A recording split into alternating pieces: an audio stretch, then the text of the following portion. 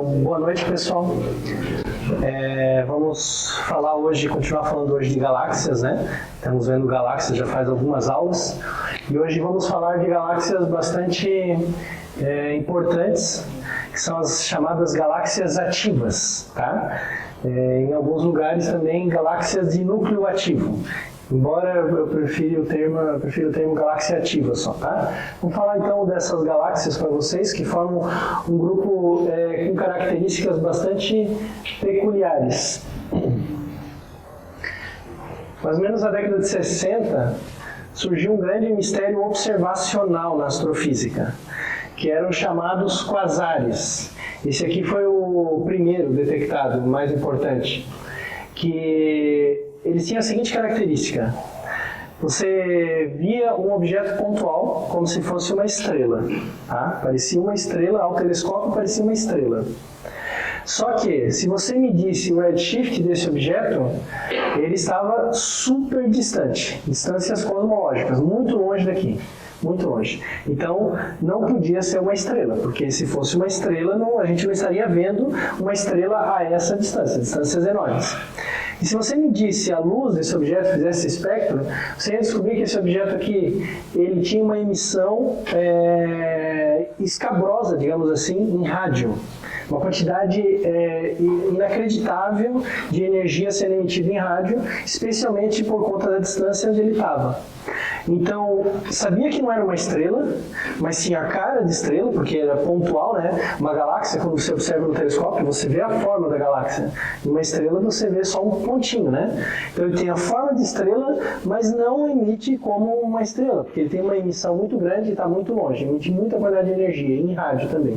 Então, eles deram o nome de quasar, que significa quasi-stellar radio sources, ou seja, uma fonte de rádio quasi-estelar, ou como estelar, né? Quase vem do latim, significa como, né? Como uma estrela, uma fonte como uma estrela, mas que eles sabiam que não era uma estrela. Então era um mistério, né? O que poderia estar emitindo tanta energia a tal distância e em rádio? Em rádio, a principal fonte de emissão desses objetos em rádio. Claro, na hipótese dá para levantar várias. E tem que se trabalhar isso aí. Aqui tem um espectro desses objetos, tá? Então é um espectro, a quantidade de luz emitida em função da frequência ou do comprimento de onda. Aqui esse espectro vai em quase todas as faixas de comprimento de onda, desde comprimentos de onda muito pouco energéticos, né? Frequências pouco energéticas de rádio até de raios gama. Então todas as frequências. O óptico está aqui nessa faixa, nesse arco-íris, a parte do óptico visível, tá? Uma galáxia normal, como a nossa, uma espiral barrada do tipo C, né? Ela tem uma emissão como essa linha verde que você está vendo aqui. A emissão dela, o pico da emissão dela está aqui no óptico. E a emissão dela cai rapidamente para comprimentos de onda maiores, lá para o rádio, e comprimentos de onda menor também, cai rapidamente, tá? Esses objetos não têm um espectro como uma galáxia normal. Eles têm uma emissão que vai desde o rádio até os comprimentos de onda mais energéticos. E é uma emissão considerável em todos os comprimentos de onda, tá? Uma emissão bastante importante. Alguns deles emitem muito em rádio, são barulhentos em rádio, e outros emitem pouco em rádio, são quietos em rádio, tá? A maioria é quieta, tá? Mas todos emitem em rádio. E a nossa galáxia não deveria emitir em rádio. Estudando esses objetos, tá? Deu para diferenciar o que seria, deu para perceber que só podia ser uma galáxia por causa da quantidade de luz emitida. Não dá para uma estrela emitir a quantidade de luz que eles estavam emitindo. Então dá para diferenciar, né, uma galáxia comum de uma galáxia ativa. Esse nome ativo veio depois, né, para caracterizar vários objetos, não só os quasares, mas vários outros objetos que entraram nessa categoria. Então a galáxia comum como a nossa, as elípticas que a gente já viu, a maior parte da luz que elas emitem vem de estrelas. Então o espectro que eu mostrei para vocês da nossa galáxia, uma espiral barrada, é um espectro essencialmente estelar. Na verdade é a soma do espectro de vários tipos de estrela, desde estrelas azuis a estrelas vermelhas, mas uma soma de espectros. Nas galáxias ativas, a maior parte da luz vem de gás, não de estrelas. Dá para diferenciar o espectro de estrelas da de gás pela pela região onde está emitindo e também pela forma da emissão, né? Os tipos das linhas. O gás não vai ter as linhas de absorção exatamente como uma estrela vai ter. O gás vai emitir muitas vezes em emissão, o gás vai emitir bastante em infravermelho, vai absorver muito em ultravioleta, então tem frequências diferentes. O pico da intensidade de uma galáxia normal vai ser invisível, que é onde acontece normalmente o pico da intensidade das principais estrelas, né? E o pico da intensidade luminosa dessas galáxias ativas é em rádio. Não tem estrela normal na fase adulta, não existe isso, emitindo o máximo em rádio, tá? Uma estrela não possa, né, emitir alguma coisa em rádio, mas durante a fase adulta, com certeza em rádio não é a parte principal. Por isso que nenhuma galáxia normal emite muito em rádio por causa das suas estrelas. Então, se está emitindo em rádio, né, está ligado ao gás, está ligado à emissão do gás e outras coisas que a gente vai ver daqui a pouco. E, principalmente, uma galáxia comum, a luz emitida, ela é emitida a partir de toda a galáxia. Você tem uma região central que tem mais estrelas, emite um pouco mais de luz, né? O bojo ali. Mas toda a galáxia está emitindo, mesmo o disco está emitindo, nas elípticas, o centro da galáxia emite um pouco mais, mas as partes externas também estão emitindo bastante luz. Toda a galáxia está emitindo luz. Nessas aqui, não. Quem está emitindo luz, basicamente, é o núcleo da galáxia. Só o núcleo da galáxia, a parte mais central. Não é nem o bojo, é o núcleo, é muito menor do que o bojo, tá? Em dimensões muito menores que o bojo. Então, se você compara essas duas coisas, você percebe que tem alguma coisa no centro dessas galáxias ativas que está emitindo muita luz e esse mistério está ligado ao gás, que é bem diferente do que acontece nas galáxias comuns, que quem emite é estrela. Então, aquilo que a gente estava vendo, o quasar, na verdade, hoje a gente sabe, né, não foi tão fácil descobrir isso, mas hoje a gente sabe que é o núcleo de uma galáxia ativa que está muito distante da gente, está emitindo uma quantidade imensa de energia. Mas é o núcleo mesmo, o centro dessa galáxia, não confundam com o bojo, tá? O quasar O quasar é um tipo de galáxia. Aqui tem espectros de várias dessas galáxias chamadas ativas. Tá? Tem várias. Depois se for descobrindo várias outras galáxias que não tinham características típicas de galáxias comuns e foram sendo chamadas de galáxias ativas, catalogando de acordo com o espectro. O quasar está aqui, ó. O espectro típico de um quasar é esse aqui. Mas tem outros objetos, galáxias muito importantes, são do tipo Seyfert. Você vê que tem umas linhas de emissão enormes aqui, ó, umas linhas super estreitas de emissão e também tem umas linhas de emissão bem largas. Essas linhas de emissão não são estelares, porque estrelas absorvem a luz, né? Ela tem linhas de absorção, nunca de emissão, exceto se a estrela tiver gás em volta, alguma outra coisa. Mas uma estrela normal, como o Sol, vai ter um monte de linha de absorção e não de emissão. Então a galáxia normal também vai ter um monte de linha de absorção, não de emissão. Quem vai apresentar linhas de emissão vai ser gás, em diversas coisas que podem acontecer.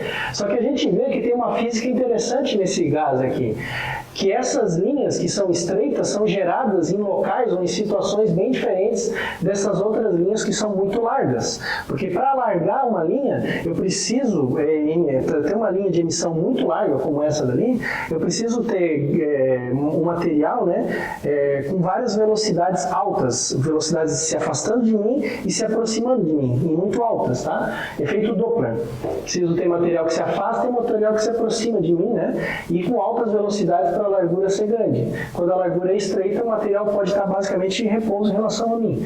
Tá? Então eu tinha espectros bastante curiosos, olha só, linhas estreitas, mais largas ainda, na verdade uma linha bem larga, baixa, sobreposta a uma linha estreita. O mesmo elemento aparece nessa galáxia, né? Em duas situações físicas diferentes.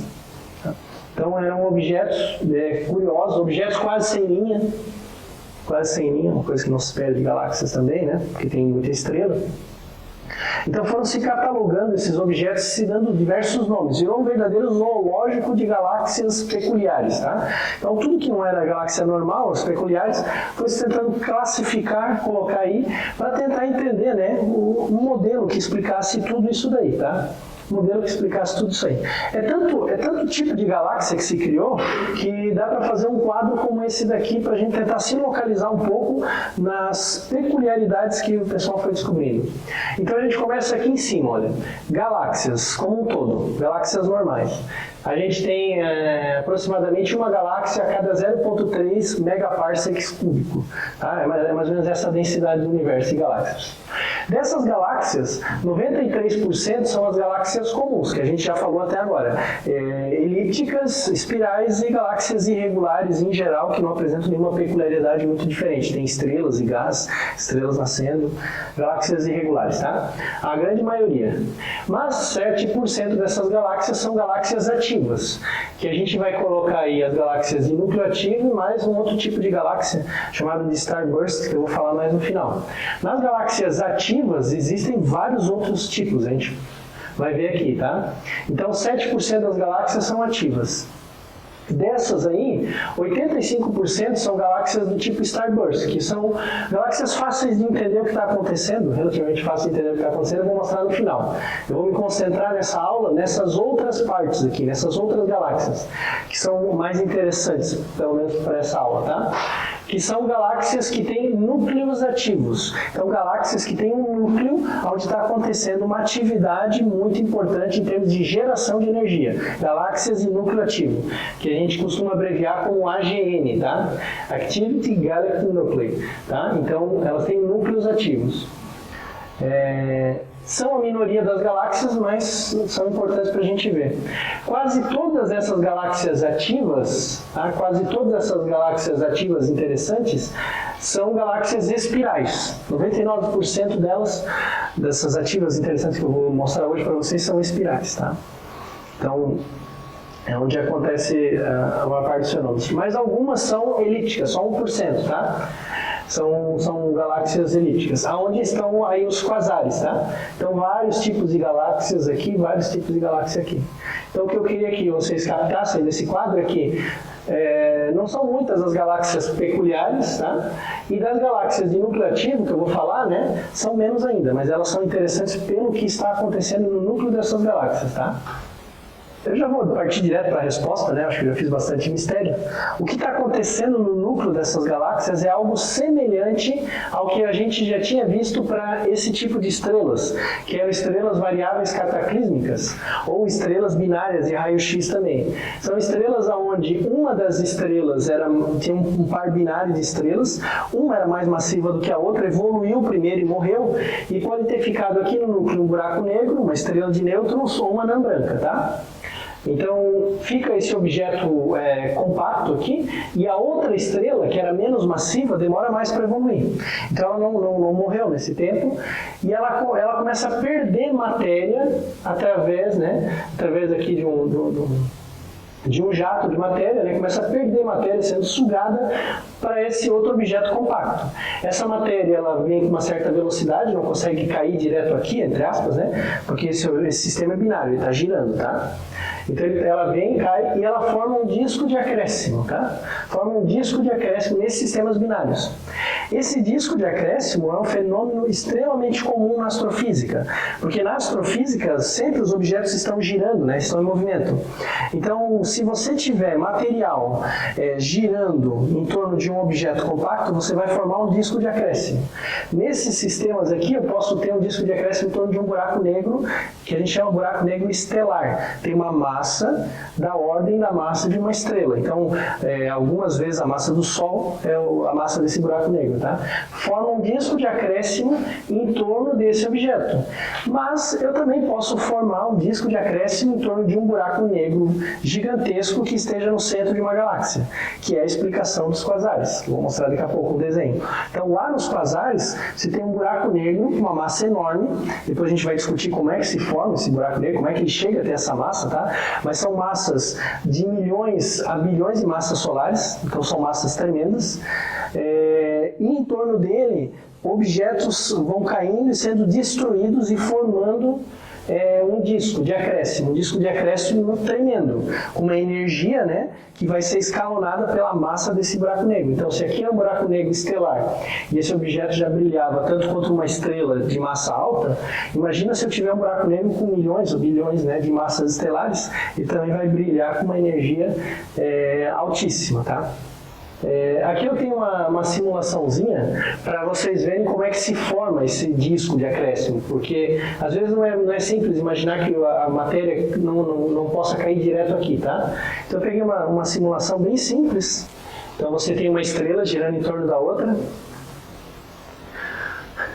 e ela vai perdendo matéria. À medida que ela vai perdendo essa matéria, né, então como ela está girando, essa matéria vai formando um disco de acréscimo em torno desse outro objeto, que aqui foi colocado uma estrela, isso pode ser um buraco negro ou qualquer outro objeto, tá? Então vai se formando esse disco de acréscimo aqui, tá?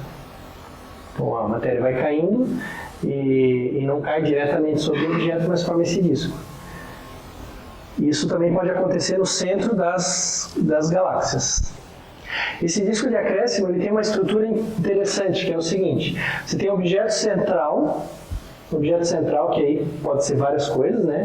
No nosso caso hoje vão ser um buraco negro, um objeto central, e esse disco, em geral, ele é um disco inflado. Ele começa bem fino e depois ele vai aumentando aqui de espessura, tá? E a composição desse disco pode mudar também.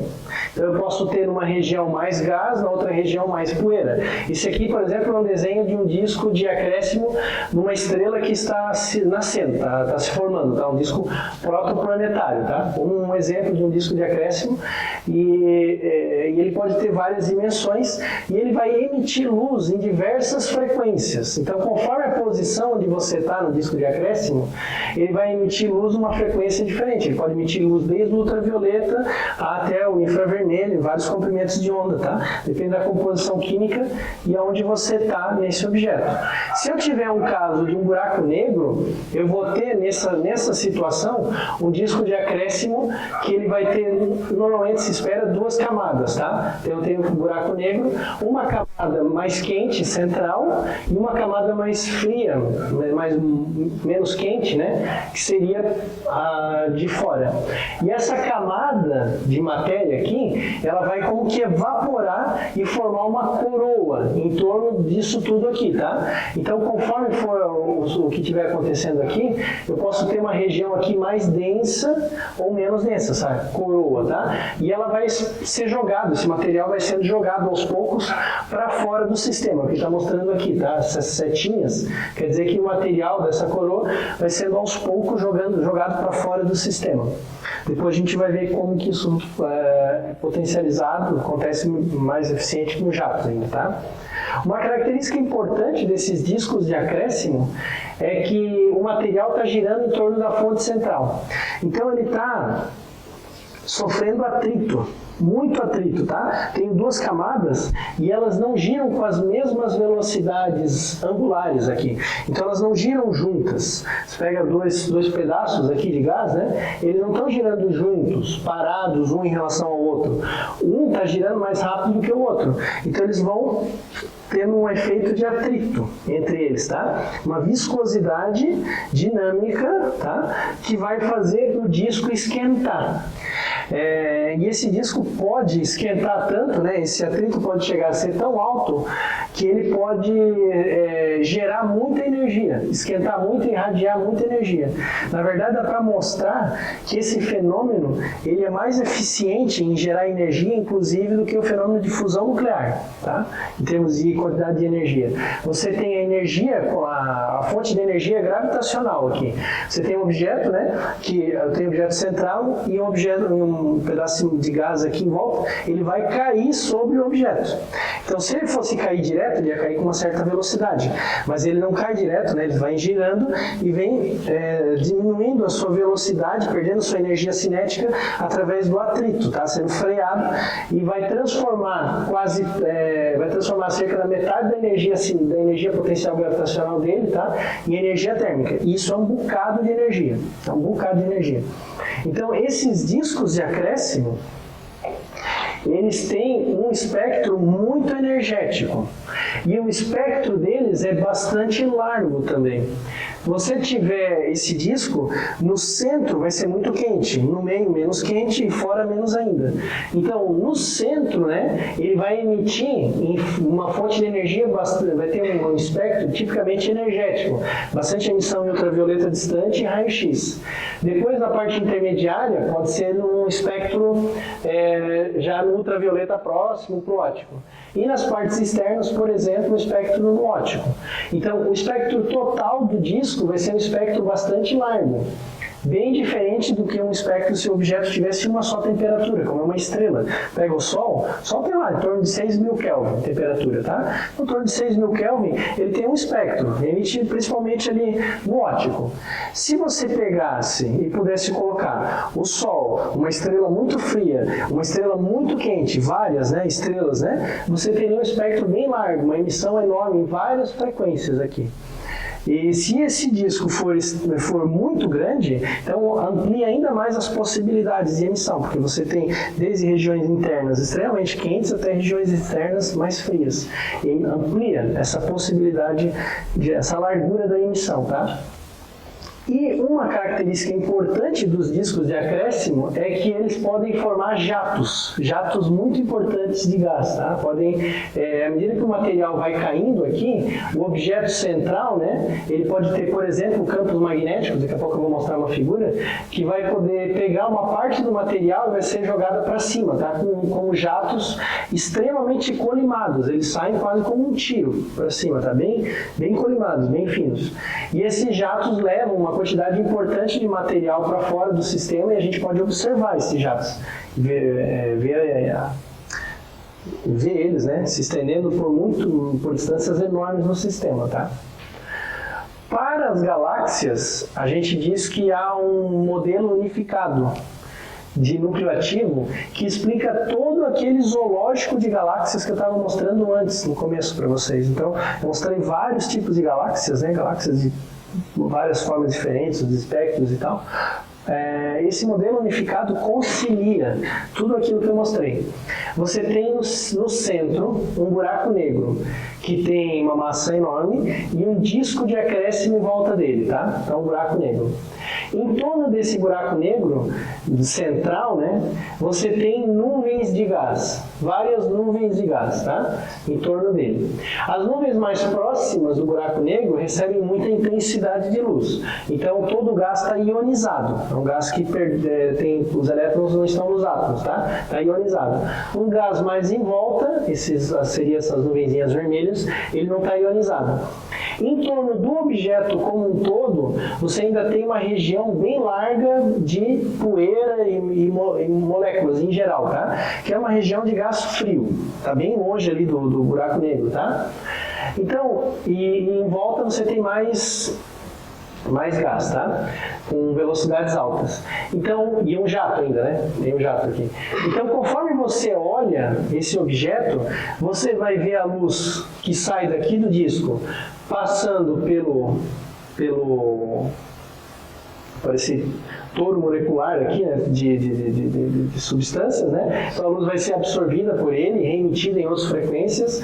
Você vai ver mais luz passando por esse gás de baixa ionização, de alta ionização. Você vai ver a luz direto do disco. Então, conforme você olha o sistema, você vê espectros bastante diferentes, que parece que são gerados por objetos muito diferentes entre si, mas não são gerados por objetos muito diferentes, são só diferentes visões que eu tenho do mesmo objeto, tá? Então eu consigo explicar, né, aqui ele vai colocando aqui, olha, conforme ele bota o nome aqui, ó, são as várias posições, indicam os tipos de objetos diferentes daquele diagrama que eu tinha mostrado antes. Então dá para esse modelo unificado aqui consegue explicar, né, as galáxias Seyfert, tudo aqui, os quasares, tá? Então, se a gente olhar, né, por exemplo, diretamente aqui o disco, eu vou ver um quasar bem certinho, tá? Eu vou ver uma emissão enorme e parece que é um objeto bem... Hoje, já algumas pessoas estão cogitando que alguns quasares podem ser múltiplos, tá? Múltiplos, eu posso ter numa galáxia 2 núcleos ativos, 2. Tá? Essa daqui é uma galáxia que foi publicada, acho que faz uns 2 anos. E é uma galáxia que tem um núcleo ativo que não dá para ser explicado facilmente por aquele modelo unificado de núcleo ativo. Tem um espectro que ele parece que é composto, né, por 2 núcleos ativos. Então, esse cientista chinês aqui, ele propôs esse modelo que eu teria 2 núcleos e eu poderia ter, e segundo ele, né, os cálculos dele daria para explicar o espectro desse objeto aqui como 2 núcleos ativos. Então é um indicador já para a gente entender, inclusive, como é que se formam esses núcleos. Porque se eu tenho 2 núcleos ativos, e a gente sabe que galáxias colidem muito, então eu já posso imaginar que, na verdade, esse objeto eram 2 galáxias que eram ativas, que têm um núcleo ativo, que colidiram, mas o núcleo não fundiu, não chegou a fundir o núcleo e formar um novo núcleo, tá? Os núcleos estão aqui, né, um em órbita do outro, por exemplo, nesse sistema, tá? Então, a formação desses núcleos ativos, esse objeto já dá uma pista para a gente, tem a ver com fusão de galáxias, Então, hoje, a teoria padrão dessas galáxias ativas, os quasares, por exemplo, que são só um caso particular dos núcleos ativos, né, é que são galáxias que têm um buraco negro supermassivo no centro dessa galáxia. É a única maneira que a gente tem para explicar tanta energia sendo gerada por um objeto só. Tá? Tanta energia sendo gerada. Não tem estrela capaz de gerar toda essa energia. Não é possível isso, tá? Agora, como é que esses buracos negros podem se formar? É que é uma questão em aberto não, a gente já tem uma boa explicação, mas que ainda precisa ser melhor entendida, tá? Antes de eu mostrar isso dos buracos negros, eu quero falar um pouquinho só sobre os jatos dessas galáxias, que são umas coisas bem interessantes. Essa daqui é uma galáxia elíptica. Vocês sabem, é uma certa raridade, né? Uma galáxia elíptica ativa, né? A maioria delas são espirais, né?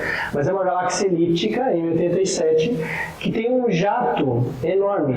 Você vê aqui a galáxia, a região central da galáxia, depois vai diminuindo a intensidade, é bem elíptica, né? E aqui em azul, parece um efeito na foto, né? Mas não é um jato dessa galáxia, tá? Um jato que se estende aqui por 5.000 anos-luz. Então, um jato muito, muito grande, tá? Em termos de tamanho. Aqui tem várias imagens, né? Desse jato na região mais interna ali da galáxia. Então, você tem o jato aqui em vários comprimentos de onda. Você percebe aqui o núcleo da galáxia, tá? Aqui está a parte central da galáxia. E aí você tem desde o rádio, comprimentos de onda menos energéticos, até raio-x, tá? Que são comprimentos de onda mais energéticos. E você vê a emissão, né, ela é diferente, né, nos vários comprimentos de onda, tá? O que está emitindo em rádio não é exatamente o que está sendo emitido em raio-x, indicando, né, que há vários fenômenos físicos acontecendo aqui, temperaturas diferentes, densidades diferentes, etc, tá? Então, quando você vai estudar esses jatos aqui, quando acontece uma coisa interessante, esses jatos eles parecem, daqui a pouquinho eu já explico como é que eles formam, esses jatos eles parecem se deslocar mais rápido do que a velocidade da luz. Aqui tem uma imagem, várias imagens, né, uma compilação de imagens, de um pedacinho desse jato. Então, tem aqui um quadro, né, aqui de um pedacinho desse jato que foi observado durante vários anos consecutivos para ver como é que ele se deslocava. Então, foi pegando aqui um pedacinho, né, e colocando aqui, né, uma reta, tentando ver aqui, ó, esse nódulo aqui, né, ele veio para frente aqui. Esse outro veio para frente aqui, daí tem um outro nódulo aqui, mais um nódulo aqui, tá? Uma região mais densa de gás. Então, fazendo isso daqui, né, dá para estimar a velocidade que ele tem que estar se movimentando para vir daqui até aqui em um ano. daqui até aqui em outro ano, tá? E assim por diante. E você encontra esses valores aqui. Esses jatos parecem se deslocar com velocidades mais altas do que a velocidade da luz, em torno de 6 vezes a velocidade da luz. O que a gente sabe que é impossível, porque nada pode se deslocar mais rápido. Mas você nunca aceitou, né? Está perguntando do entrelaçamento quântico, né? Que eu pego duas partículas, né? Que são separadas por foram originadas juntas, estão separadas por uma distância enorme. E se eu, de repente, sei o estado quântico de uma, eu vou saber o estado quântico da outra, né? Porque ela vai colapsar a função de onda da outra, né? E aí eu poderia saber, é como se eu tivesse transmissão de informação mais rápido do que a velocidade da luz, né?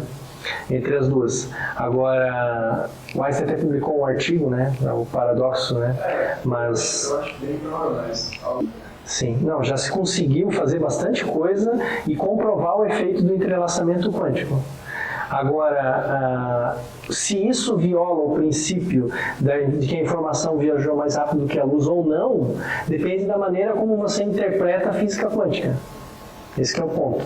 Se você interpreta de maneira padrão, que é a interpretação de Copenhagen, sim, mas tem outras interpretações da teoria quântica, e que aí não precisaria haver a transmissão de informação mais rápida do que a luz. Tem interpretações determinísticas da teoria quântica, tá? E que daí não precisaria ver isso. Então depende muito de como você está interpretando o experimento, né? Uma coisa é o experimento, que ele acontece. Outra é como é que eu interpreto isso. Tá? Então esses jatos aqui, eles aparentemente se deslocam mais rápido do que a luz.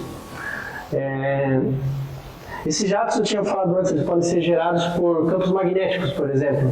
Eu tenho um disco que está aqui, né, rodando aqui, né, um buraco negro no centro. Esse material aqui é plasma, sendo girado, né, rodando, né, com velocidades altíssimas e uma rotação diferencial. Então, se eu tenho plasma girando aqui, ele vai gerar campos magnéticos. A gente já viu isso quando falamos dos campos magnéticos do Sol, né?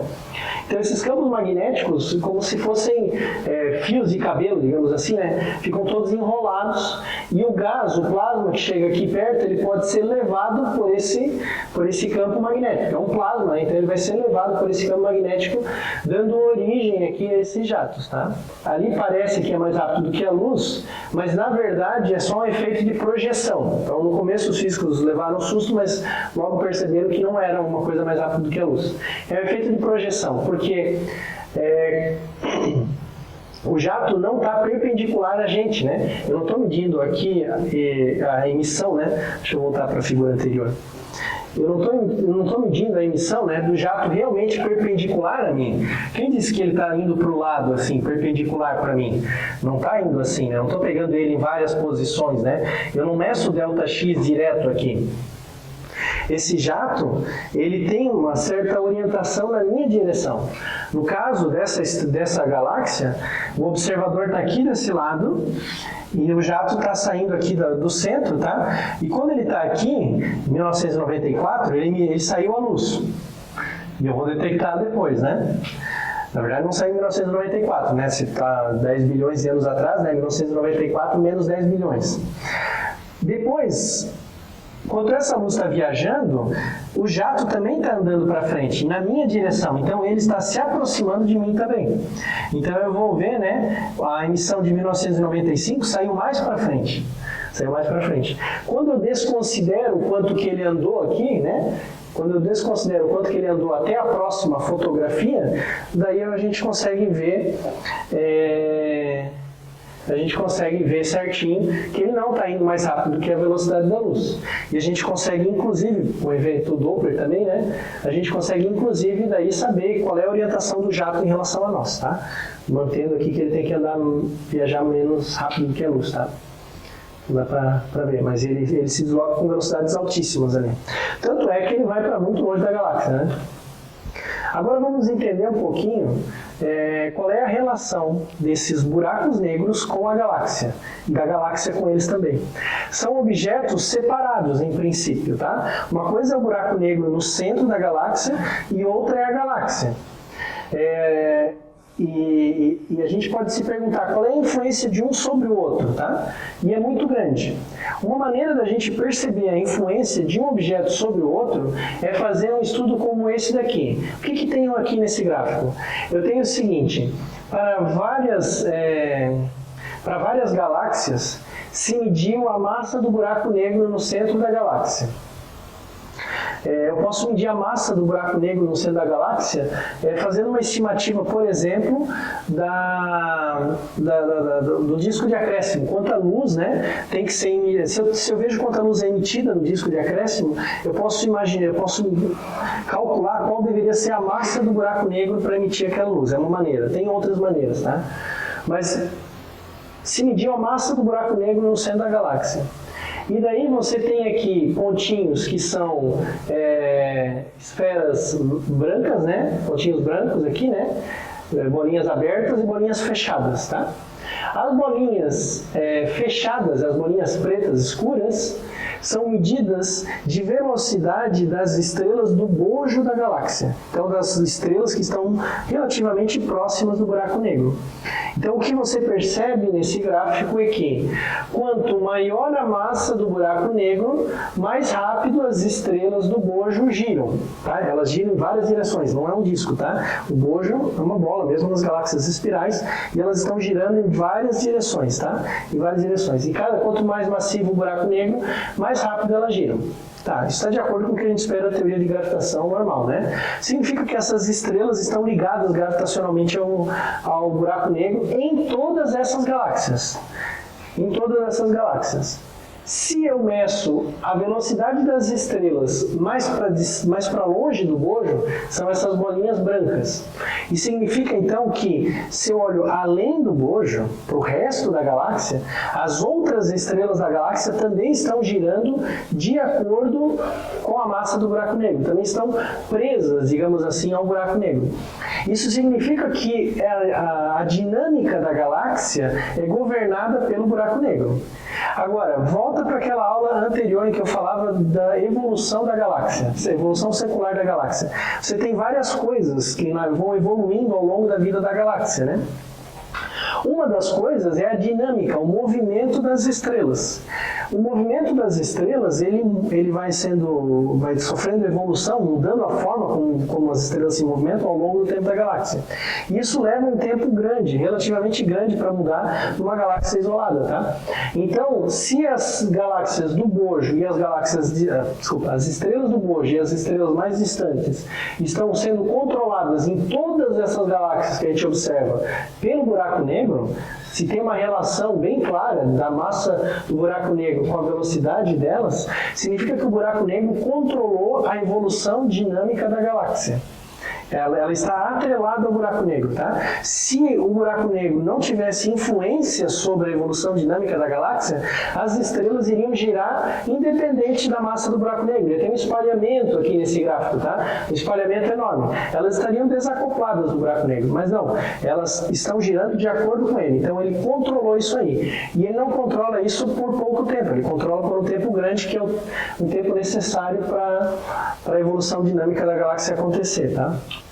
A gente, na verdade, descobre com isso que quanto maior for a massa do buraco negro, maior vai ser a massa do bojo da galáxia. Então, galáxias que não têm bojo, galáxias espirais quase sem bojo, na verdade não tem buraco negro, não teria um buraco negro. E quanto maior é o bojo da galáxia, maior é a massa do buraco negro. Aqui, buraco negro, né, de 1 milhão de massas solares até 1 bilhão de massas solares, um bojo enorme, tá? Então, quanto maior a massa do buraco negro, mais a galáxia fica parecendo como tendo só bojo. Então, lembra na classificação das galáxias espirais que eu tinha galáxias espirais, né, com bojo pequeno e galáxias espirais com bojo grande. Tá? Isso está ligado à presença de um buraco negro no centro da galáxia e à massa desse buraco negro. Controla esse efeito aí. Tá? Então, a dinâmica da galáxia é controlada pela existência desse buraco negro no centro dela. Aqui o mesmo gráfico que antes, só que mais recente, com muito mais dados, mostrando vários tipos de galáxia, inclusive. Esse fenômeno acontece para várias galáxias, tá? E para todas elas há uma relação clara aqui entre a massa do buraco negro e a dispersão de velocidade das estrelas, tá? Para todas as galáxias eu tenho essa relação, que é uma relação muito importante. Então, inclusive uma maneira agora, né, já que é uma relação que todas as galáxias aparentemente seguem, é uma maneira que eu tenho, inclusive, de calcular a massa do buraco negro. Né? Primeiro a gente calibra, calculando a massa do buraco negro de várias maneiras, e depois eu posso medir a dispersão de velocidades, porque a massa do buraco negro é uma coisa difícil de medir. Agora, a dispersão de velocidades não é tão difícil de medir. Eu posso pegar o espectro da galáxia, uma região da galáxia, e medir o efeito Doppler nas linhas. E aí eu sei a dispersão de velocidade. Então, sabendo a dispersão de velocidades, eu posso inferir qual é a massa do buraco negro, tá? Que nesse gráfico aqui também, né, você pode ver que varia de 1 milhão de massas solares, 1 milhão de massas solares, até 10 bilhões de massas solares. 10 bilhões. Então, significa, de certa maneira, que tem 1 milhão de estrelas formaram esse buraco negro. Não vai ser exatamente isso, porque tem gás que forma um buraco negro também, né? Mas é como se você tivesse colocado 1 milhão de sóis num buraco negro. E aqui, 10 bilhões de sóis para formar esse buraco negro. 10 bilhões é muito Sol, porque a nossa galáxia tem 400, em torno de 200 a no máximo 400 bilhões de estrelas. Vamos pensar, 200 bilhões de estrelas. Então, significa que você está falando de coisa da ordem, né? Da ordem aqui de 10% das estrelas da Via Láctea. 10% das estrelas da Via Láctea. E a Via Láctea é uma galáxia muito grande. É uma galáxia muito grande. Tem buracos negros que têm a massa de uma galáxia inteira. Como se toda uma galáxia tivesse virado um buraco negro, tá? Então, é muita massa para um buraco negro, tá? E governa esse comportamento da galáxia. Como é que eu posso formar um buraco negro com tanta massa? Como é que pode surgir um monstro desse no universo, né? Tem várias ideias, talvez todas elas estejam corretas, cada uma pode explicar um cenário diferente. Pode estar todas elas corretas. Aqui eu vou mostrar 3 ideias principais. Que é, primeiro, o colapso de um bojo. Então, a resolução, o contraste é um pouco ruim. Aqui eu tenho um buraco negro primordial. Um buraco negro que a gente chama de semente, tá? Ele tem uma massa pequena, pode ser uma massa estelar, da ordem de massa de uma dezena de massas estelares, uma coisa assim. É um buraco negro semente, para começar o processo de crescimento do buraco negro, tá? E ele está no centro de uma nuvem de gás, por exemplo, uma nuvem primordial de gás de hidrogênio. Lá quando o universo se formou, surgiu uma estrela, evoluiu para supernova e ficou um núcleo, gerou um buraco negro. Depois, em torno dele, tinha gás de hidrogênio. E esse gás foi colapsando, foi caindo para esse buraco negro, alimentando, entre aspas, né, aumentando a massa desse buraco negro. Então, aqui no começo do universo, né, estou falando de bilhões de anos. Bilhões de anos. O universo tem 14 bilhões de anos. Então, bilhões de anos para crescer esse buraco negro. E foi caindo mais gás. Na verdade, esse gás ele estava dentro de uma região muito maior. Esse colapso desse gás, junto com ele, aconteceu a formação da galáxia. A gente viu que a formação das galáxias é o colapso de uma nuvem de gás muito grande. Então, junto com o colapso desse gás que estava formando o buraco negro, também estava colapsando a galáxia. Então, se formou uma galáxia junto com o buraco negro aqui que estava crescendo. Tá? Então, o núcleo aqui vai colapsando, o gás vai caindo sobre o buraco negro, enquanto uma região muito maior vai se formando em torno dele como galáxia. Daí também dá para entender a ligação dinâmica da massa do buraco negro com a dinâmica da galáxia. Tá? Quanto maior for a massa do buraco negro, mais ele influencia nesse processo de formação da galáxia. Buraco negro e galáxia se formam juntos nesse cenário, tá? Pela formação, basicamente, queda de gás, não de estrelas, tá? Mas gás suficiente para formar lá bilhões de estrelas. Milhões a bilhões de estrelas. Um outro cenário que não contraria o anterior, complementa as possibilidades, é de colisão de galáxias. Então eu tenho duas galáxias espirais menores, pequenininhas, que vão colidir entre si e formar, por exemplo, uma galáxia elíptica gigante com um buraco negro, que é a soma dos buracos negros das duas galáxias. Tá? Então a gente viu que as galáxias, né, no modelo hierárquico de formação de galáxias, eu tenho no começo do universo a formação de galáxias de massa menor, massa pequena. E depois essas galáxias vão se colidindo, porque colisão de galáxias é bastante frequente. Vão se colidindo. Nesse processo de colisão, não acontece só a fusão das galáxias, acontece também a fusão dos buracos negros. Buracos negros, tá?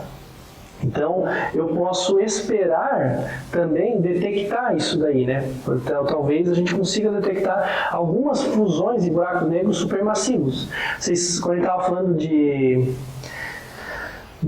ondas gravitacionais, no comecinho do curso, eu falei que o detector LIGO, né, nos Estados Unidos, detectou pela primeira vez aí fusão de buracos negros. Mas eram buracos negros estelares. Os buracos negros que o LIGO detectou foram 3 fusões que ele detectou até agora. Foram buracos negros em torno de 30 massas solares, de 20 a 30 massas solares, se eu não me engano, todas elas, tá? Então eram buracos negros estelares, próximos da gente, Eventualmente, a gente pode detectar, né, no futuro ser capaz de detectar uma onda gravitacional resultante da fusão de 2 buracos negros aqui com milhões de massas solares. Podemos detectar. Só que vai ser mais difícil, porque essas fusões não vão acontecer perto da gente, vão acontecer muito longe. E também bem no começo do universo, onde tinha mais colisões acontecendo no modelo hierárquico, né? Então eu vou estar com um redshift muito alto. Então vai ser mais complicado fazer essa detecção. O sinal vai ser muito baixo. Assim como a luz dessas galáxias aparece muito apagada para a gente precisa de telescópios cada vez maiores, o detector de onda gravitacional também vai ter que ser muito mais robusto do que um LIGO, né? Digamos assim. Mas o primeiro passo foi dado. Muita gente não acreditava que fosse possível detectar ondas gravitacionais e o LIGO já detectou 3 vezes, tá? Então, foi dado o primeiro passo. Quem sabe o que vai estar sendo feito daqui a 100 anos, né? Em termos de ondas gravitacionais. Vai que a gente, em 100 anos, consegue detectar já alguma coisa. Eu acredito que sim. Depois, uma outra maneira é na galáxia espiral. Lembra que a galáxia espiral pode formar as barras, né? Eu falei um pouquinho das barras nas galáxias espirais, quando eu falei da dinâmica, a evolução da dinâmica estelar das galáxias. Então, essas barras, elas trazem material de fora para o centro. Se eu tiver um buraco negro no centro, tá? Um buraco negro semente aqui no centro, essas barras são como duas mamadeiras alimentando aquele buraco negro monstrinho, né? E vai virar um monstro gigante, tá? Ela está jogando tudo para cima do buraco negro. Tudo aqui para cima dele, tá? Então vai toda a galáxia, né? Vai caindo aqui no buraco negro. E quanto mais eu jogar... Quanto mais massa eu jogar aqui, mais eu vou alimentar o buraco negro, mais eu vou formar um bojo, porque nem tudo vai cair diretamente sobre ele, né? Mais eu vou ter um bojo gigante e menor vão ser, digamos, as partes mais externas da galáxia. Então eu vejo direitinho aquele cenário da classificação de galáxias do Hubble, né? As galáxias espirais. Onde o bojo vai tomando um papel cada vez maior, né? Tá? Então essas são 3 possibilidades, a formação desse pseudo-bojo, porque na verdade é um material que está sendo trazido pelas barras aqui do buraco negro. Tá? Então eu vou formando esses buracos negros supermassivos. Nesses cenários aqui, o normal, né? O normal, então, é eu esperar que a massa dos buracos negros cresça com o tempo. Tudo aqui é uma coisa que depende do tempo. Então é importante eu verificar observacionalmente. E esse gráfico aqui mostra que é isso que acontece. O que a gente tem aqui? A gente tem a densidade de quasares, tá? Quasares, em função do redshift, da distância que está até a gente. Tá? Então, também podemos pensar nesse gráfico assim, em função da idade do universo. Ele diz que aqui hoje seria 1, estaríamos aqui, e 0 seria a formação do universo, tá? Então, anos olhando para trás, bilhões de anos olhando para trás. 0 e 13, 14 bilhões de anos atrás. Então ele tem dados aqui, né, de 3 grupos de astrofísicos diferentes, tá? E ele juntou esses gráficos para mostrar o seguinte, que a densidade de quasares no universo, ela aumentou e depois diminuiu. Com o tempo ela diminuiu, tá? Mas ela cresceu e depois diminuiu. Então hoje nós temos muito menos quasares do que nós tínhamos no passado, tá? Milhares e milhares de vezes menos quasares do que no passado. Por que isso, né? Porque os quasares, então, são galáxias que têm buracos negros supermassivos no centro. Então, no começo do universo, não tinha buracos negros supermassivos ainda. Eu tinha muitos buracos negros estelares, por causa da formação de estrelas, aconteceu logo depois da formação do universo. Então, supernovas, logo depois da formação do universo, eu já tinha supernovas e algumas coisas. Mas eu não tinha ainda esses buracos negros supermassivos, naquele cenário que eu estava mostrando, né? Isso aqui está de acordo. Começaram a surgir, né, quasares, por volta dessa época aqui, né? A gente ainda não sei se já tem dados melhores do que isso, né? Olhando mais para trás aqui. Então foi aumentando a quantidade de quasares. Só que é o seguinte, o quasar eu só vou ver se eu tiver um disco de acréscimo em volta dele. Porque não é o buraco negro quem gera a luz que eu detecto. Quem gera a luz que eu detecto é o disco de acréscimo em volta dele. O buraco negro é negro, no princípio. Tudo que entra lá fica lá, não sai. É o disco de acréscimo que vai irradiar aquela quantidade toda de luz. Então, se por alguma razão eu parar de alimentar esse disco de acréscimo, né, parar de cair material, o meu quasar vai desaparecer. O buraco negro supermassivo vai continuar lá. Só que não vai ter nada na volta dele dando pinta de que ele está ali, né? Dizendo, ó, tem uma coisa monstruosa aqui fazendo estrago, tá? Então, com o passar do tempo, todo o material, né, vai sendo consumido pelo buraco negro e, eventualmente, eu vou deixando de ver os quasares. Os buracos negros estão lá, mas eu não vejo mais. Por isso que as minhas detecções aqui, né, o número de quasares diminui bastante, tá? Os buracos negros supermassivos estão aqui ainda, né, no universo próximo da gente. Só que a gente não consegue mais ver, tá? Vai vendo cada vez menos. É isso que está nesse gráfico. Então, o gráfico dá tanto o cenário da formação quanto do ocultamento. Tá? Então, nesse cenário, a gente deveria tentar, para verificar esse cenário, tentar ser capaz de medir várias massas de buracos negros, vários tipos de objetos que devem ter buracos negros no universo, e ver, nesse cenário, buracos negros desde massas estelares, desde algumas poucas massas do Sol, até bilhões de massas solares, tá? Mas eu deveria ver buracos negros de todas as massas. E o curioso é que a gente não vê. A gente não vê buracos negros de todas as massas. A gente hoje conhece bastante buracos negros com massas até 100 vezes a massa do Sol. Depois, a gente só conhece buracos negros basicamente com mais de 10 mil massas solares. De 10 mil para cima. Tem um gap, uma falta de buracos negros de 100 a 10 mil massas solares. São chamados buracos negros de massa intermediária. Então eu tenho buracos negros estelares, menos do que 100 massas solares, conheço vários. Buracos negros supermassivos, mais do que 10 mil massas solares, vários, né? E entre eles praticamente não se conhece nada, tá? Praticamente não se conhece nada. E esse é um grande mistério hoje na astrofísica. A gente tem boas especulações por que isso acontece. Eu vou mostrar agora para vocês. Mas ainda é um grande mistério.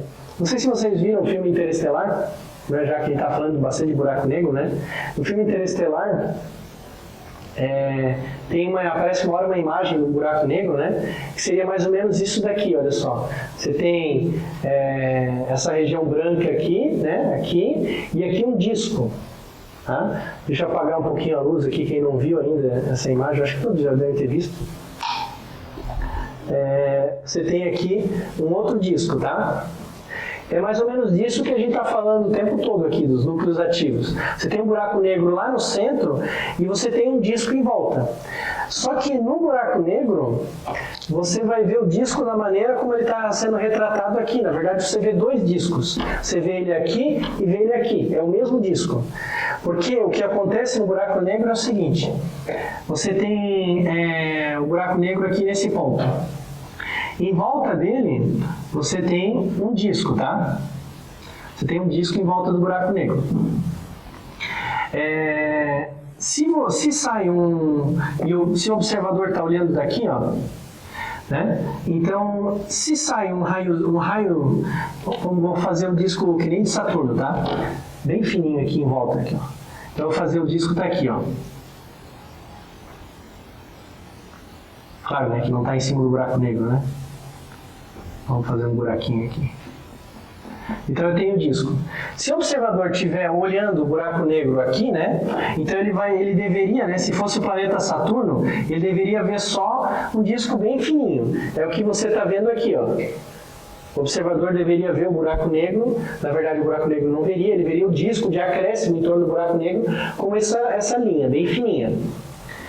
No entanto, a gravidade do buraco negro é tão grande que acontece o seguinte: se um raio de luz sai daqui para cima, tá? Ele deveria vir para cá.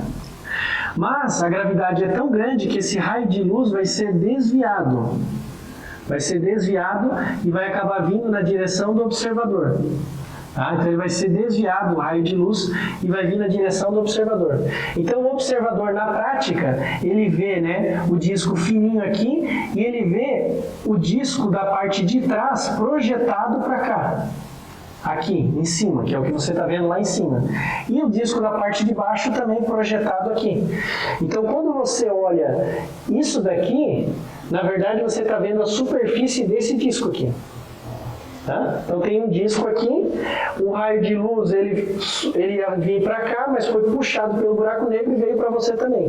Então você está vendo aqui a parte de cima do buraco negro, do disco, né? Da parte de trás, e aqui a parte de baixo, da parte de trás, tá? Essa parte que você está vendo aqui é como se você pegasse essa parte de cima aqui e trouxesse para cá. E essa parte de baixo você trouxesse para cá, e aí você vê essa figura ali, tá? Então, a gravidade, né, curva a luz aqui, fazendo você ter essa visão super interessante aqui, né, do disco, tá? Então, se tiver material em volta do buraco negro. Se não tiver material em volta do buraco negro, você não vai ver nada, não tem nada, tá? Então, é só porque tem esse material nesse disco que você consegue ver alguma coisa. É isso que seria, por exemplo, um quasar, né? Que aqui pode ser um buraco negro estelar mesmo, tá? Pode ser uma estrela, um buraco negro com uma massa de uma estrela, e um disco aqui poderia ter uma outra estrela, né? Seria uma binária de raio-x, você estaria vendo isso também, tá? Então, o que acontece com os buracos negros de massa intermediária? Massa entre 100 vezes a massa do Sol e até aproximadamente 10 mil vezes a massa do Sol. Tá? A gente não conhece quase nenhum objeto com essa massa, mas conhecemos poucos objetos. Tá? Um desses objetos é esse aqui, o M82X1. Tá? Então, se estima, né, que 400 vezes a massa do Sol. E eu peguei um vídeo para falar desse objeto aí para vocês, tá?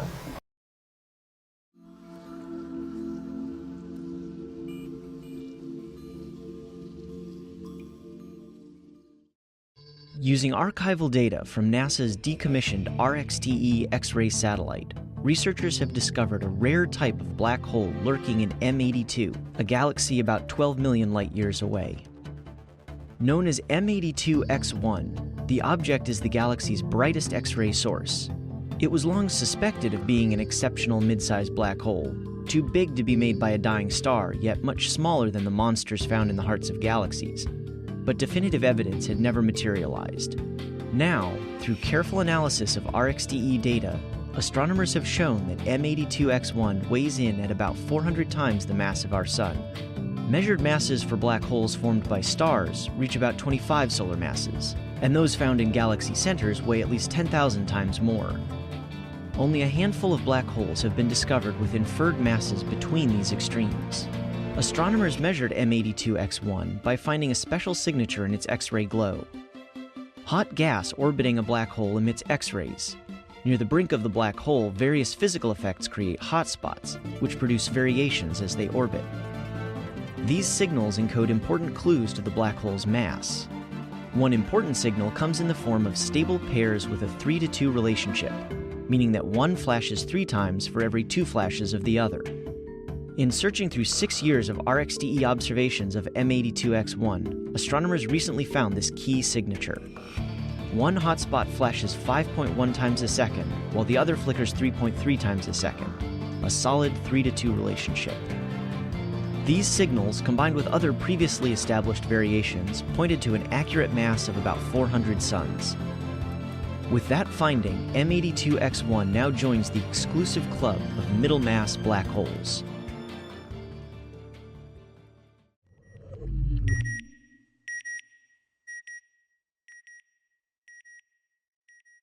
Então, esse objeto, né, não sei se vocês conseguiram acompanhar tudo que ele estava tentando dizer, ele é um objeto que está numa galáxia relativamente próxima da gente, né, 1082 é uma galáxia a 12 milhões de anos-luz, e ele tem uns pontinhos brilhantes aqui nesse disco, né, que ficam girando, e ele, com um satélite de raio-x ali da NASA, eles conseguiram ficar observando a frequência de rotação de 2 pontinhos, e aí conseguiram estimar exatamente qual seria a massa desse objeto através dessa frequência de rotação. Mais ou menos como se eles tivessem conseguido medir a frequência de rotação dos planetas em torno do Sol, usando, por exemplo, as leis de Kepler, determinada massa do Sol.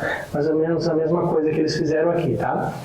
E ele ainda falou uma coisa curiosa, que ele disse que os buracos negros que surgem de estrelas podem ter até 25 massas solares. Eu estava falando de 100, né? É porque eu já estou incluindo, ele não botou, eu já estou incluindo aqui as massas desses objetos que foram detectados com LIGO, a fusão de objetos de buracos negros com LIGO, que a gente então acredita que até 100 massas solares vai ter várias detecções aí, tá? Ele botou só 25 massas solares, a massa que surge a partir de uma estrela.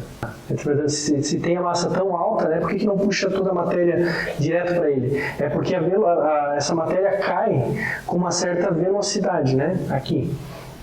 Então, eu tenho um buraco negro aqui. Essa matéria, então, você pensa aqui um pedacinho de matéria, tá? Ele vem com uma certa velocidade aqui. Então, ele não pode simplesmente puxar diretamente para si. O que ele vai fazer é formar uma órbita aqui, né? Ele vai formar, essa matéria vai desviar aqui, tá? Claro que se ela tiver um parâmetro de impacto aqui mais próximo do buraco negro, eventualmente ela pode cair nele, tá? Mas nem toda a matéria vem tão perto assim. Algumas estão mais longe. Então elas vão acabar formando, né, um disco em volta do buraco negro. Ela não pode simplesmente você pegar o material e puxar assim para cima de você. A força de maré seria, por exemplo, destruir uma estrela. Aqui, na verdade, o que está acontecendo é conservação do momento angular, tá? O que a gente fala. Ele tem uma certa rotação em relação ao centro aqui do buraco negro. Eu não posso simplesmente sumir com esse momento angular aqui do sistema, ele fica girando. Quanto maior o buraco negro, mais rápido. Quanto mais massa ele tem, mais rápido vai girar, né? Tá? A gente acredita que deve existir ainda alguns outros buracos negros de massa intermediária por aí. Uma possibilidade é esse aglomerado globular da nossa galáxia, chamado 47 Tucano, tá? Da constelação do Tucano, né? Ele é um aglomerado globular, ele é o segundo maior da nossa galáxia. Tem o Ômega Centauri, que eu falei quando estava falando de aglomerados globulares, que inclusive alguns astrofísicos acham que o Ômega Centauri é uma galáxia que foi absorvida pela nossa, tá? O 47 Tucano é o segundo maior, também um aglomerado muito grande, com milhares de estrelas, tá? E por muito tempo os astrofísicos especulam se no centro desse aglomerado não tem um buraco negro de massa intermediária, tá? Ele está dentro da nossa galáxia, tem um buraco negro grandão lá dentro. Recentemente, esse ano, saiu na Nature um artigo onde um grupo de astrofísicos, tá? chefiado por esse cara aqui se não me engano, de Harvard. Eles estimaram a massa desse buraco negro lá no centro do aglomerado globular do 47 Tucani com 2.300 massas solares. Então seria um candidato à massa intermediária perfeito, né? Porque a gente 400 massas solares ele ainda é pequenininho. O limite superior ali de 100 não está muito longe, tá? Já 2.300 está bem no meio, né? Então seria um buraco negro de massa intermediária espetacular. O que eles fizeram para estimar a massa desse buraco negro? É que se eu tenho um grupo de estrelas como um aglomerado globular girando. E no centro desse aglomerado globular eu tenho um buraco negro, tá? Esse buraco negro, ele vai causar uma segregação de massa com o tempo no aglomerado. Com o passar do tempo, eu vou ter as estrelas mais massivas, mais próximas do buraco negro e as mais leves, mais longe do buraco negro, tá? Ele causa uma segregação de massa. A dinâmica desse sistema acontece isso. Lembra que é uma dinâmica extremamente complicada, não é só uma órbita, né? Como um planeta em torno do Sol.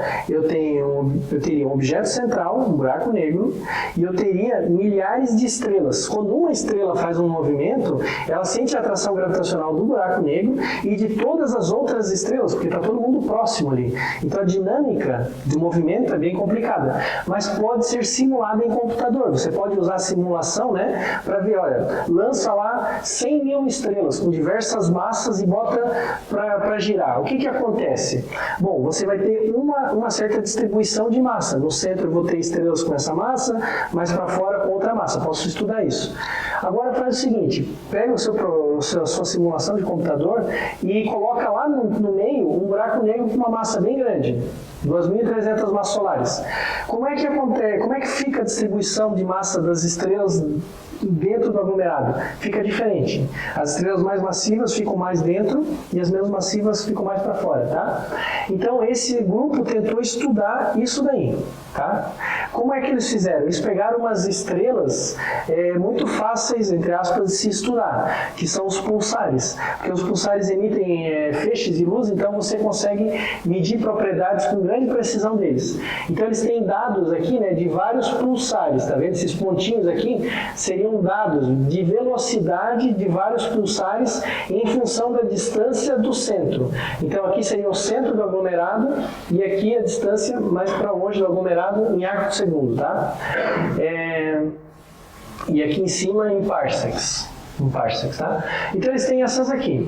E eles simularam um aglomerado sem buraco negro no centro, seria a curvinha azul, com um buraco negro mais ou menos da massa de 0,5% da massa do aglomerado, é a vermelha, e com um buraco negro com massa de 1% da massa do aglomerado, massa total do aglomerado. E eles têm essa curva verde. E dizem eles, agora para vocês entenderem como a ciência também é uma questão, nem sempre dá para confiar totalmente, né? Dizem eles, mas eles publicaram na Nature, então tem que respeitar, né? Dizem eles que a curva aqui, se eu não me engano, a curva vermelha é a que melhor explica os dados. Só que os dados se localizam quase todos nessa região onde não há distinção das curvas, né? Não aqui onde acontece a distinção da curva, aqui tem só alguns ou outros pontos, tá? Então eles usaram uma série de estudos estatísticos, porque ele tem vários dados aqui, né? Então você tem que usar indicadores estatísticos, né? E dizem eles que conseguiram restringir a massa do buraco negro por esse valor, ou seja, 2.300 mais 1.500, a margem de erro, para menos 850. Então, 1.000 massas solares de margem de erro, tá? É uma margem de erro bem grande, mas de qualquer maneira vai ser um buraco negro de massa intermediária. Vai ser um buraco negro de massa intermediária. Tá? Em qualquer cenário ali, eles mostraram que tem um buraco negro de massa intermediária no centro desse aglomerado que está bem próximo da gente. Agora é a primeira evidência observacional mais sólida. Agora é questão de outros grupos, né, tentarem pegar outros tipos de dados. Esse grupo pegou pulsares, o outro grupo vai tentar identificar estrelas individuais, fazer outra coisa, vai reanalisar os dados, enfim, né, vai tentar usar outras informações. E o legal disso daqui, olha só, é que esse grupo aqui pegou dados e pulsares que eram dados públicos, que várias pessoas poderiam ter tido acesso, tá? E eles pegaram esses dados e tinham uma ideia, ó, eu posso testar esses modelos dinâmicos e tal. Então pegaram alguns dados, fizeram simulações de computador também, né? E publicaram um artigo na Nature, ou seja, é uma coisa que hoje, eu já falei para vocês sobre na astrofísica, a gente tem disponibilidade de dados públicos, né? Vários dados públicos. Então é uma coisa que estaria à mão de qualquer pessoa com uma boa ideia e capacidade técnica. Eu não preciso ter um telescópio enorme para observar pulsares para poder testar uma coisa como essa e publicar um artigo na Nature. Não preciso mais, tá? Claro que eu preciso ter, essa é outra parte da ciência, né? Eu preciso ter alguém que é de Harvard, né? Para conseguir publicar na Nature, né? Então não vai ser assim, né? Você lá do Cafundó do Judas mandar um artigo para Nature, talvez o editor nem olhe seu artigo, mas em princípio está cada vez mais aberta a ciência, pelo menos na astrofísica está cada vez mais aberta, tá? Você não precisa de milhões de dólares para ter os dados que você quer, eles estão na internet gratuitamente. Você precisa de boas ideias e capacidade técnica para testar as suas boas ideias, tá?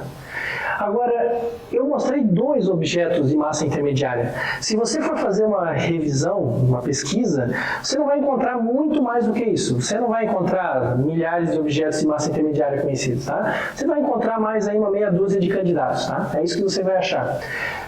Basicamente, a gente não conhece buracos negros de massa intermediária. Então, o que está acontecendo? Por que eu conheço um monte de buracos negros de massa estelar e conheço um monte de supermassivos e não conheço buracos negros de massa intermediária? Se o meu modelo de formação diz que eles vão crescendo com o tempo, eu deveria esperar conhecer vários buracos negros de massa intermediária, tá? Poderia esperar isso aí. Ou então meu modelo está errado. Os buracos negros supermassivos se formam de outra maneira, não através do crescimento de um buraco negro estelar semente, tá? Então, também na Nature, esse ano, saiu um artigo super interessante de 2 astrofísicos, em que eles mostram que é o seguinte: na verdade, eu não conheço quase não conheço nenhum buraco negro de massa intermediária, não porque o meu modelo está errado, mas porque os buracos negros crescem muito rápido. A partir do momento que eu formo um buraco negro semente e dou condições dele crescer num cenário de uma galáxia, ele cresce muito rápido. Então eles fizeram uma série de simulações numéricas da quantidade de matéria que vai cair sobre o buraco negro nesse tipo de cenário, tá? E eles, basicamente, esse gráfico é a resposta final deles. O que nós temos nesse gráfico aqui? Nós temos a massa do buraco negro. Então, massa do buraco negro, olha só, aqui 10 mil massas solares. Então, para baixo aqui seria um buraco negro estelar, tá? Para baixo daqui um buraco negro estelar. Aqui não é 0, tá? Para baixo aqui seria um buraco negro estelar. Aqui 1 milhão de massas solares. Então, aqui 100 mil massas solares. Nessa região cinza para cima, eu teria buracos negros já supermassivos. Os buracos negros intermediários estão aqui. Nessa região aqui, tá? Aqui eu tenho tempo. Aqui está medido em redshift, seria hoje, e aqui seria redshift 10, que corresponde mais ou menos ao nascimento do universo, surgimento do universo. E aqui ao tempo de hoje, tá? Aqui está em bilhões de anos. Então, eles fizeram uma série de simulações numéricas e eles mostraram o seguinte: se você formar um buraco negro com massa estelar lá no começo do universo e botar nas galáxias de acordo com o que a gente espera que sejam, tá? Ele vai ganhar massa e vai ter massa, vai deixar de ser um buraco negro estelar para se tornar um buraco negro supermassivo em menos de 1 bilhão de anos. Menos de 1 bilhão de anos ele já se tornou um buraco negro supermassivo. Se você colocar em outras posições, em outros redshifts, o tempo também vai ser menor, né? Menor ou em torno de 1 bilhão de anos. Tá? Aqui está em escala logarítmica. Ó, aqui passou 1 bilhão e aqui também passou 1 bilhão. Tá? Então, esse bilhão aqui está mais largo do que esse bilhão aqui. Então, ele ganha massa muito rápido. A taxa de crescimento dele está aqui, ó, 10 elevado mais ou menos a 5,6, tá? A taxa de crescimento do buraco negro. Então, o que eles disseram é o seguinte: Se você coloca um buraco negro semente, uma massa estelar, numa região onde ele vai acretar matéria, ele vai ganhar massa muito rápido. E por isso a gente não vê esses buracos negros. Porque quando eu olho no passado, eu vejo 14 bilhões de anos. E na verdade o buraco negro ganhou a massa dele em menos do que 1 bilhão de anos. Tá? Então é muito raro, muito rápido esse crescimento, é muito raro eu pegar isso daí. Tá? Então por isso que a gente vai detectar poucos buracos negros de massa intermediária. E nesse artigo eles disseram, então eles procuraram dar algumas dicas de sistemas onde o buraco negro pode não ter crescido tão rápido. Tá? Então eles falam de aglomerados globulares, como o caso do 47 Tucani ali, que é um sistema em que ele pode não ganhar massa tão rápido como aqui. Tá? Uma curiosidade que eu esqueci de falar do buraco negro lá do 47 Tucani é que esse buraco negro está no aglomerado globular. Se vocês lembrarem, os aglomerados globulares são aglomerados antigos da galáxia e eles não têm praticamente poeira nenhuma, tá? Não tem poeira nenhuma. Esse buraco negro aqui, ele não tem disco em volta dele, então ele está invisível dentro do aglomerado. Não tem nenhum tipo de disco emitindo nada. E, portanto, a gente jamais vai ser capaz de detectar esse buraco negro como a gente detecta numa galáxia de núcleo ativo, que tem uma emissão intensa, tá? Ele está completamente invisível ali. Ele só vai aparecer se uma das estrelas cair sobre ele e formar um disco de acréscimo, tá? Se isso não acontecer, ele não aparece. Então, nos aglomerados, a única maneira de eu detectar o buraco negro é através da dinâmica das estrelas no aglomerado, que é uma coisa que não é tão fácil de fazer porque eles estão longe, eu não consigo ver tão fácil assim as estrelas e medir as coisas. Isso quer dizer que esse buraco negro ele não está se alimentando constantemente? Não está se alimentando, Ele está ali, ele não tem nada que está alimentando ele, só se alimentou, né? Isso, ele não está crescendo a massa dele. Está em jejum, né? Está em jejum. E por isso que ele não se tornou um buraco negro supermassivo também. Por isso que os aglomerados são um lugar favorável para procurar buracos negros de massa intermediária. Se você botar no centro de uma galáxia, ele vai se alimentar rápido e vai virar supermassivo. Muito rápido, e é o que a gente vê. Galáxia tem buracos negros supermassivos, tá? Então, para finalizar a aula, só citar o caso de galáxias Starburst, que são galáxias que tem como que a gente chama um surto de formação estelar. É como se de repente toda a galáxia passasse a gerar estrelas, tá? Então eu tenho uma galáxia como essa daqui, toda ela de repente começou a formar estrelas. Elas em alguns cenários podem se confundir com a GN, porque elas vão acabar brilhando muito e uma luz muito no ultravioleta, porque são estrelas muito massivas também que estão se formando aqui, né? Então elas são extremamente azuladas, mas não são uma GN, são outro tipo de galáxia ativa. Então eu posso ter uma atividade na galáxia que não é só do centro, do núcleo da galáxia, mas da galáxia como um todo, tá? E esse surto de nascimento de estrelas pode ter sido originado por uma colisão de galáxias. Essa galáxia tinha bastante gás, houve uma colisão de galáxias e esse gás começou a colapsar em vários pontos da galáxia formando estrelas. Tá? São galáxias Starburst. Então, são galáxias muito interessantes para quem estuda teoria de formação de estrelas. Porque aqui estão se formando muitas estrelas. Então dá para testar várias teorias de formação estelar, estudando, por exemplo, essas galáxias. Tá? São galáxias bastante interessantes. Então o que eu tinha para mostrar para vocês sobre galáxias era isso. E aí ficamos hoje por aqui. Tá bom, gente? Obrigado.